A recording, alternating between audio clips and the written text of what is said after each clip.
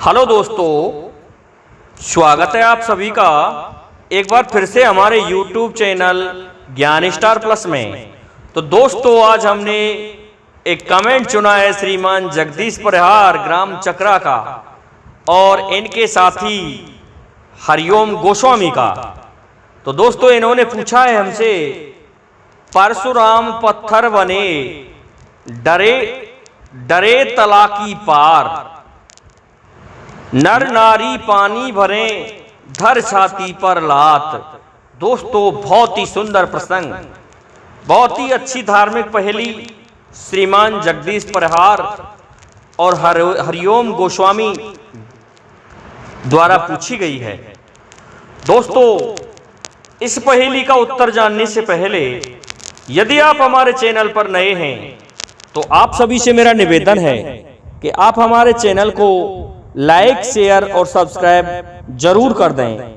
साथ ही bell icon को भी प्रेस कर दें, जिससे कि आने वाले वीडियो का नोटिफिकेशन आप तक पहुंचता रहे। तो दोस्तों, ये प्रसंग उस समय का है। क्या हुआ दोस्तों, एक बार भगवान शिव ने समुद्र मंथन के लिए दैत्य और देवताओं को एकत्रित किया और दैत्य और देवताओं ने मिलकर के समुद्र मंथन किया। उसके पश्चात क्या हुआ दोस्तों कि भगवान शिव ने जो समुद्र में से विष निकला था, उस विष को भगवान शिव ने निगल लिया और उस विष की उद्विग्नता से महादेव व्याकुल रहने लगे। तो क्या हुआ, उन्हें उसी समय भगवान विष्णु का मोहिनी रूप दिखाई दिया, जिससे उनका तेज स्खलित होने लगा और उन्होंने उस तेज को समुद्र में फेंक दिया, जिससे एक मछली निगल गई। मछली के निगलने से एक जलंधर नाम का दैत्य पैदा हुआ और वह दैत्य इतना बलशाली, जो कि लक्ष्मी का भाई बनता था, माता लक्ष्मी का, क्योंकि माता लक्ष्मी भी समुद्र से ही उत्पन्न हुई है। दोस्तों, अब क्या होता है, उनकी पत्नी, जिन्हें आज हम तुलसी कहते हैं, इनका नाम था वृंदा। तो दोस्तों, वृंदा इतनी सतवंती स्त्री थी कि वह दैत्य कितना भी पाप करे, कितने भी दुष्कर्म करे, लेकिन वृंदा के प्रताप से उस दैत्य का बाल भी बांका नहीं होता था। क्या होता है, उस दुष्ट की दृष्टि माता पार्वती पर पड़ती है और वह माता पार्वती को छीनने के लिए भगवान शिव पर चढ़ाई कर देता है। अब तो भगवान शिव पर वह आक्रमण करता है, तो भगवान शिव में और जलंधर में भयंकर युद्ध होता है। सभी देवता सहायता के लिए आते हैं, लेकिन जलंधर के समीप कोई टिक ही नहीं पाता है। जब सभी देवताओं ने एकजुट होकर के मंथन किया कि जलंधर क्यों नहीं मर रहा है, आखिर भगवान शिव तो काल के भी काल महाकाल हैं। तो इस पर ब्रह्मा जी कहने लगे कि देवो, तुम नहीं जानते, हे देवताओं, इसकी जो पत्नी है वृंदा, उसके सतीत्व ने इसकी रक्षा कर रखी है, और जिस दिन वृंदा का सत डिग जाएगा, उस दिन ही ये राक्षस मारा जाएगा।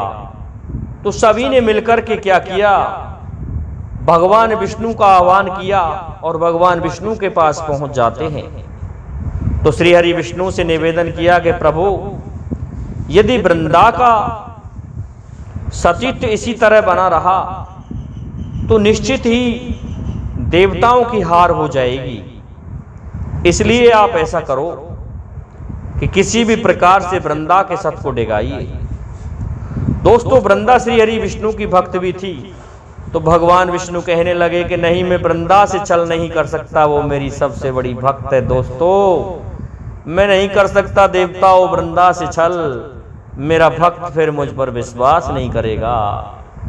लेकिन दोस्तों, भगवान की भी ये इच्छा हुई और बाध्य हुए प्रभु और पहुंच जाते हैं वृंदा के भवन में जलंधर का रूप धारण करके।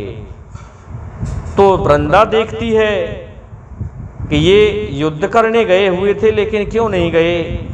लेकिन तब तक भगवान श्री हरि विष्णु छल करने में सफल हुए।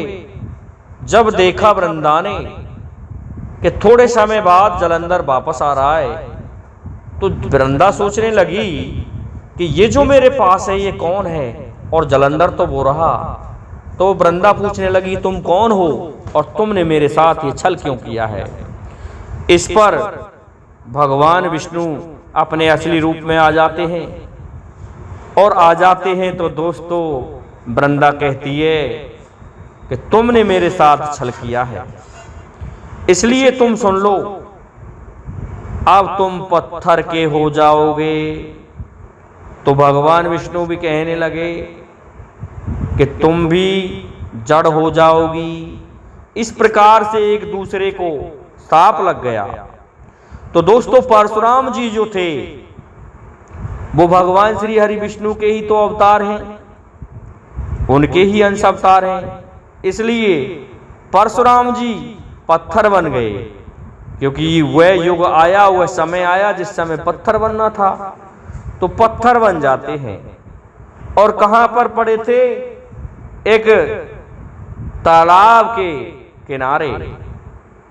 अब क्या होता है, स्त्री और पुरुष जब उस तालाब में पानी के लिए जाते थे तो उनकी छाती पर ही पैर रखा जाता था।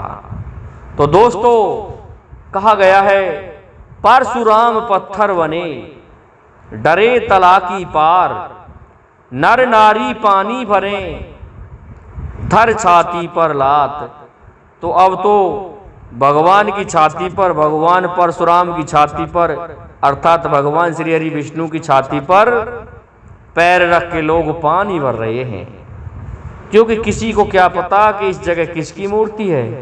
वे तो वहां पत्थर बन चुके थे, अब तो आराम से उनकी छाती पर लात रखी जा रही थी। दोस्तों इसके पश्चात